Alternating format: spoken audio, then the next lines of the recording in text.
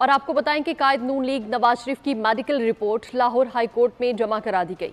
Report के मुताबिक नवाज शरीफ को दिल का अर्जा लाहक है। उन्हें शुगर और दीगर अमराज की वजह से फॉलोअप की ज़रूरत है। माजी में नवाज शरीफ में अंजाइना की अलामात और कोरोना की वजह से पाकिस्तान जाने से रोक दिया गया था। मर्ज की अलामात बढ़ने पर नवंबर 2022 में स्टंट भी डाले गए।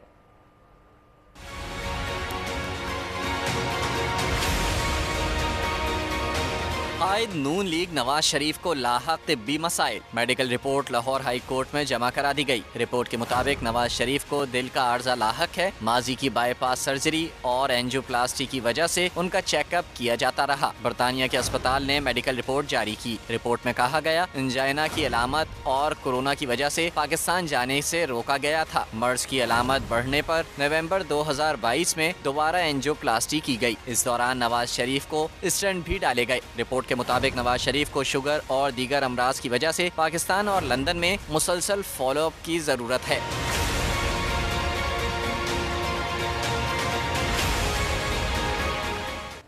नवाज शरीफ की वापसी किसी गारंटी